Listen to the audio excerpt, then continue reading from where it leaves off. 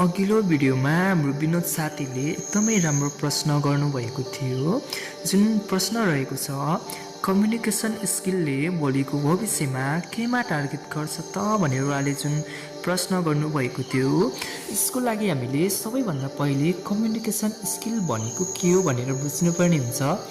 Communication skill भनेको केवल राम्रोसँग बोल्ने कला मात्र होइन, यो आफ्नो विचार, भावना र ज्ञानलाई अरूले बुझ्ने गरी प्रस्तुत गर्ने एक क्षमता हो। मानौ दुईजना व्यक्तिसँग बराबर ज्ञान छ, तर एकजनाले आफ्नो कुरा स्पष्ट रूपमा बुझाउन सक्छ, अर्कोले सक्दैन भने यस्तो अवस्थामा अवसर कसले पाउँछ? प्राय आफ्नो कुरा राम्रोसँग प्रस्तुत गर्न सक्ने व्यक्तिले नै पाउँछ। साँच्चै नै भने आजको समयमा कम्युनिकेसन स्किलले जागिर पाउन, व्यवसायमा सफल हुन, नेतृत्व गर्न, नयाँ अवसरहरू सृजना गर्न र मानिसहरूसँग बलियो सम्बन्ध बनाउन ठुलो भूमिका खेलेको पाइन्छ। विद्यालय, कलेज, अफिस, व्यवसाय वा सामाजिक जीवन जहीँ गए तापनि कम्युनिकेसन स्किल आवश्यक पर्छ।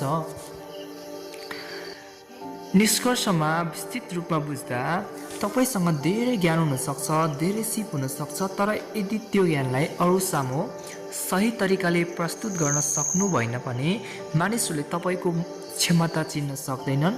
किनभने मानिसहरूले तपाईँको मनभित्र के छ भनेर देख्न सक्दैनन्, तपाईँले व्यक्त गरेको कुरा मात्र देख्न र बुझ्न सक्छन्।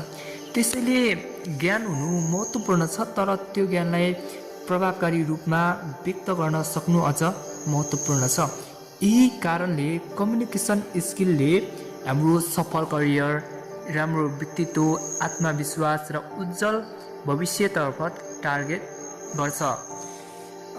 अन्त्यमा सधैँ एउटा कुरा सम्झनुहोस्, ज्ञानले तपाईँलाई सक्षम बनाउँछ, तर कम्युनिकेसन स्किलले तपाईँको क्षमतालाई अरू सामु चिनाउँछ। Thank you.